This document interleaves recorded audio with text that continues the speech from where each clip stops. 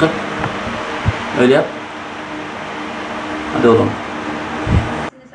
Gel. Koş. Hadi koş ama. Koş.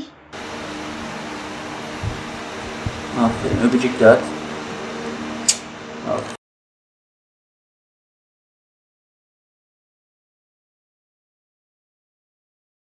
Oğlumuz Umut Cenesan şu anda 3 yaşına basacak Allah izin verirse bu ay 19'unda.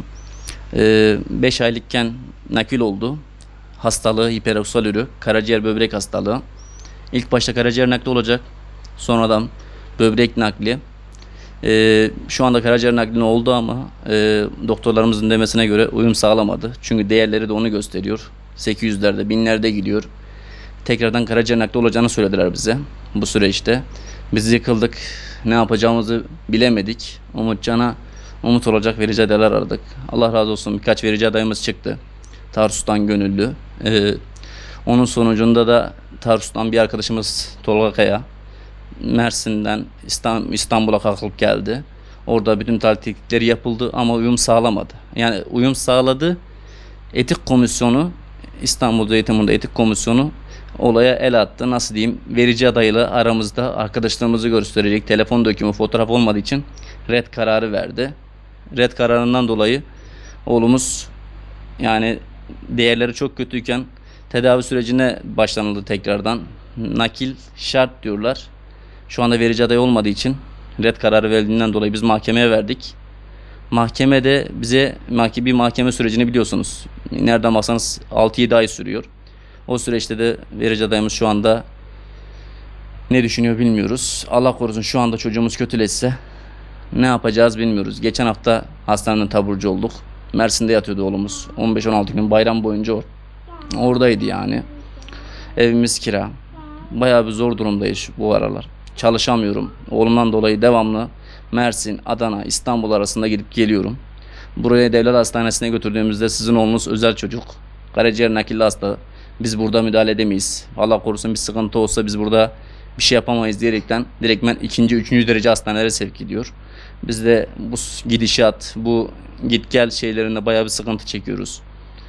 Kiramızdır, çocuğumuzun ilaçlarıdır, bezidir, mamasıdır, bayağı bir sıkıntı çekiyoruz bu konularda. Yetkililerden yardım istiyoruz. Allah rızası için bizi yardım edin, elimizden tutun. Yani bir kızımı kaybettim, oğlumu da kaybetmek istemiyorum. Bayağı bir zor durumdayız yani. Ne yapacağız bilmiyoruz. Oğlumuz ölmesini istiyoruz. Rabbim kimseye evlat acısı yaşatmasın. Biz yaşadık. Başkaları da yaşamasın diyoruz. O yüzden yani yetkililerden yardım istiyoruz. Bize yardım etsin. Bu süreçte oğlumuz kurtulması için önce Allah, sonra biz çabalayalım ki umudumuz sönmesin. Biz bunu istiyoruz yani. Milletimizden, devletimizden yardım istiyoruz. Lütfen bize yardımcı olun. Oğlumuz iç kanama geçiriyor bu süreçte. Her hafta salı günü bir iğnesi var. Onu vurmazsak iç kanama geçiriyor. O ilaç da yurt dışından geliyor. Bir kutusu 28 euro. 28 euro olaraktan geliyor. Elimizde vardı, şu anda bitti. Hastaneye gidiyoruz. Hastanedekiler de yani her zaman yapamıyorlar. Yok diyorlar, bir şeyler diyorlar. O şekilde yani ilacı bulmakta zorlanıyoruz. Bize bu konuda yardımcı olurlarsa çok seviniriz.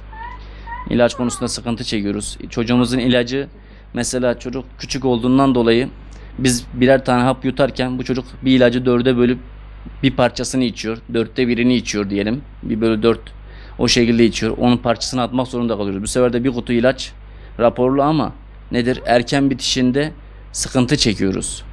Bir dahakine ücretli almak zorunda kalıyoruz. O da artı bir ücret oluyor. Bir kutusu 400 lira 500 lira olan ilacı var. Resmen bir çanta dolusu ilacı var oğlum. Ben bir kızımı kaybettim. Oğlumu da kaybetmek istemiyorum. Oğlum sürekli iç kanama geçiriyor. Sizden rica ediyorum bu olaya bir el atın. Ben sabaha kadar bazen oğlumun nefesini dinlemek zorunda kalıyorum. Oğlum yaşıyor mu diye korkuyorum artık. Çünkü burnundan, ağzından, affedersiniz, her tarafından kan fışkırıyor. Allah rızası için bize yardımcı olun. Lütfen arkadaşlar. Oğlum karnı böyle sürekli şişiyor.